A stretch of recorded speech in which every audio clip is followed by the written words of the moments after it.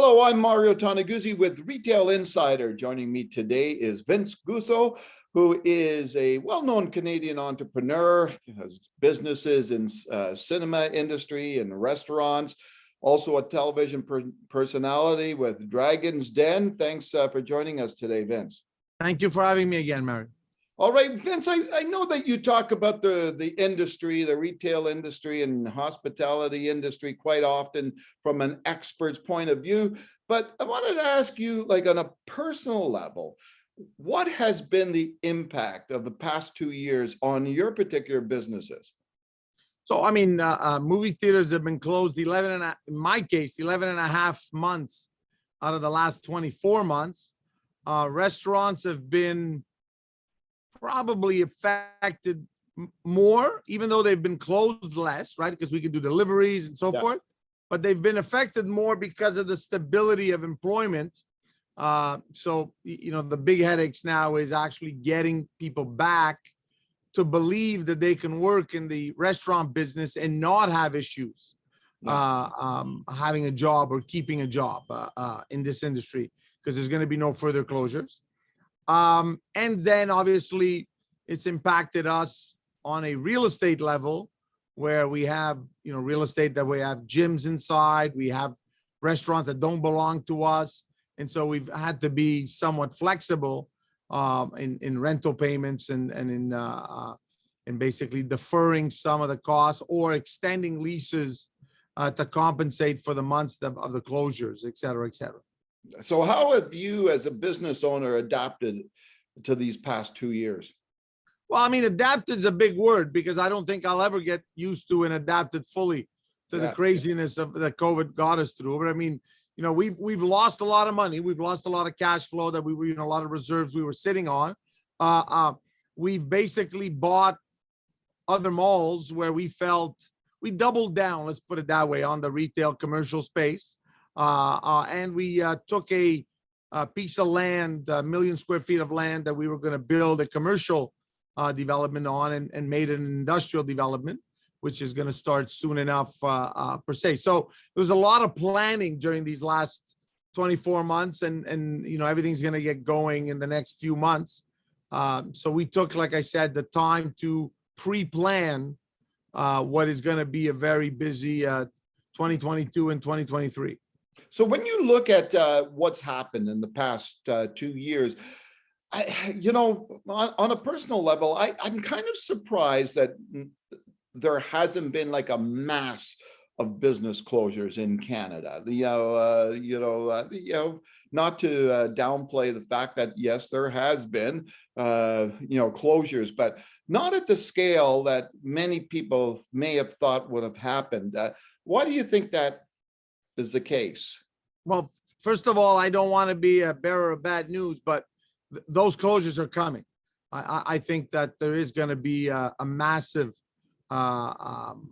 series of closures. I think the governments have lent an enormous amount of money, but I think that a lot of the governments have not realized that lending money and putting a negative or liabilities on your cash flow or on your balance sheet with zero assets to offset that means a real loss in shareholder equity. And a lot of the smaller businesses will have to determine, could they actually pay back some of that debt? And I think their answer is going to be no. And I think what's going to happen is they're just going to walk away from the business. And then let's say that landlords have been somewhat tolerant during the closure months. Yeah. But are not as tolerant anymore now that people are back in business. But businesses are not back at 100%, right? And let's not talk about the Canadian banks who have been somewhat supportive for 24 months and then a lot less supportive now that they realize, hey, based on your best annual revenue, you couldn't sustain this kind of debt, right? And that's the argument they're doing with a lot of business operators. And so they're squeezing to have pay downs on some of that debt. And unfortunately, people do not have the liquidity yet to do that. So will the government extend their HASCAP program to be able to actually refinance and take out some of the conventional bank debt, and therefore it'll be 10-year debt, with a HASCAP deal guaranteed by the government, and so forth and so forth. That may help, but I'm unfortunately with the threat of interest rates going up and the fact that nobody's keeping an eye out now to make sure that the banks and everybody's treating these small businesses that have closed properly. I think you can expect a big switch near the end of 2022 and early 2023.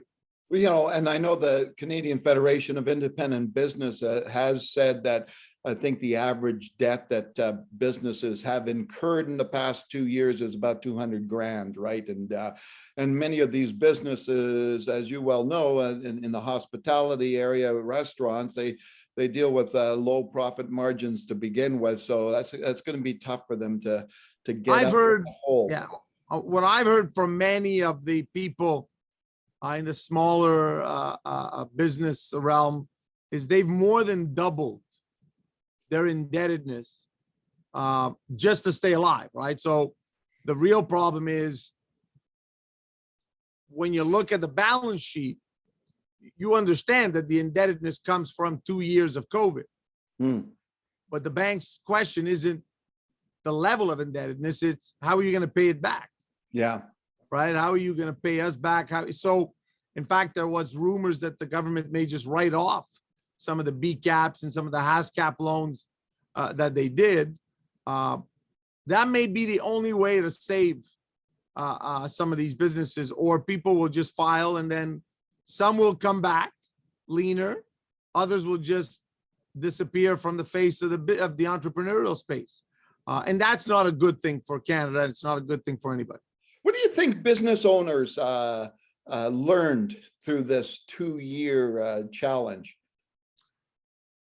I think what business owners had not realized is that with the 15, 20 year of low interest rates that we've had, I don't think anybody ever saw interest rates going back up again. Everybody, I think the last time interest rates were at 16, 17%, I was 12, 15 years old, right? Which is some 40 years ago almost. And I think that, all things combined with inflation, what's going on in Ukraine, I think gas is going to start pushing up stuff. I have a feeling that everybody's going to learn that no matter how good things are, it is a cyclical industry at every level, and running businesses isn't easy. And you basically have to sit sometimes on money that doesn't bring you anything, right? I mean, I'll never forget the amount of people telling me, I had a banker once tell me, I can't believe you have $5 million, sitting in a corporate bank account, just sitting there. It makes me sleep at night. It's money there, but it's not earning you anything. It's okay. It makes me sleep at night. You can imagine that $5 million disappeared during COVID. Yeah. Right. And so it just, thanks to that, that's $5 million less of indebtedness we have. But I think what's going to happen is you're going to have a lesson of let money sit, let savings sit, even if they don't bring back a lot of interest, just let it sit. You never know when something unpredictable is going to come along and you're going to need the liquidity. It's interesting you mentioned that, because I just did an interview with an executive at RBC who talked about a poll they did where business owners were saying their top priority for this year is cash reserves. So it's interesting. When you look at the consumer today, they've been through a lot in the past 2 years, a lot of changes, et cetera, a lot of lockdowns and closures of businesses. Do you think the consumer of today is like itching to get back into the retail stores, get back into those restaurants, in the movie theaters? So what we've seen is, and I've said this with you in the past, 3 months closure is a vacation. 12 months is a jail sentence. Mhm. And I think, customers have been felt that they were in lockdown in a jail sentence, and now they want to come back. Restaurants have come back in a certain way. I think a lot of people seem to forget this is not necessarily the busiest period of the year for restaurants, but given the flow of business coming in and with the nice weather coming out soon, I think restaurants will bounce back very quickly. Mhm. If the share price of Shopify is any sign that I think investors are a little weary of what online sales are going to do in the next few years. I mean, I think the share has gone from $2,000 to $600 a share. I think, we reached the peak of online sales. I think people are going to want to get out of the house, experience something. If anything, just walking around and looking at stuff, touching it, feeling it, and literally spending time outside of their home, because not only were they home for lockdowns, they were home for work too, right? And that's what's a little awkward about the whole concept of work at home, that everybody thinks that's gonna start, the new normal of our future. I don't think, I think the beginning of the pandemic proved that working at home could be an efficient alternative. I think today working at home is one of the most inefficient thing for corporations. I mean, deals that took me a month to do are now taking 5, 6, 7 months because people are at home, and every excuse is good not to close the deal or whatever. But I also think that people forget that the average Canadian does not live in a mansion. He doesn't live in a home of 14,000 square feet with air conditioning and an indoor pool, right? So do they really want to be locked up in a 750 square foot apartment to work, entertain themselves, live there, sleep there? It's like people need to remember that if New York is known as the city that doesn't sleep, is because apartments are closet size and people only go home literally to sleep. Everything else is done outside of the house. Yeah. And I have a financial investor friend of mine from New York who always says, there's nothing more exciting to me than going to the office, because I actually have 1,000 square foot office, which is bigger than my apartment.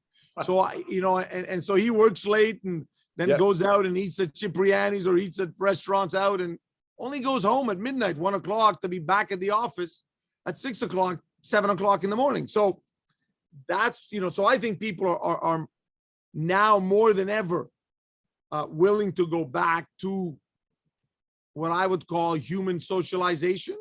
Mhm. And the reason is that this whole ideal of working from home is no longer an ideal. It's a reality. And people are seeing all of the negative sides of doing everything in one location. I mean, I used to always say the worst thing you can do in a marriage is have a relationship with your spouse that takes care of the house, takes care of the kids, and then you come home and say, I don't want to go out. I want you to cook again, and I want you to stay home. And while you went in the real world, he or she is saying, there's no way in hell I'm staying 24 hours a day at home. And that's what I think COVID has done, is it's taught people to be humans again.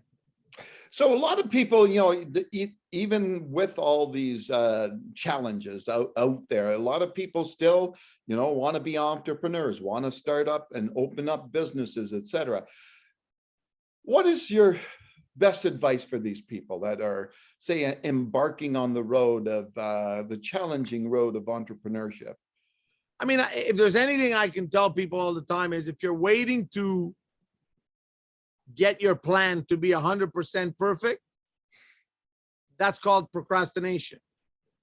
That you're not a perfectionist, you're just a procrastinator. Yeah. Truth of the matter is, a real entrepreneur, the minute his plan or her plan is at 50, 60%, you trigger and you go, and then you adapt. Because the truth of the matter is, nobody's going to foresee the future. I mean, the best example I can give you is I had a theater under construction in 2019, was supposed to open April of 2020 with James Bond. Mhm. That didn't happen, right? Yeah. And so that theater finally opened in December of 2021 with Spider-Man, right? So look at how things change. And so if I was waiting for that perfect plan, I would never have opened that theater. You basically open and you adapt as you go. And still today, we're adapting with that theater because the market is now not the same market we had in 2019. It's a different market, different reaction. And so we're working around it. And that's what an entrepreneur does. You know, he basically, I always like to say, he skates and he avoids the pitfalls on that ice as he goes and tries to score a goal on the opposing net, right? So you just got to do it. You can't just wait for that perfect plan.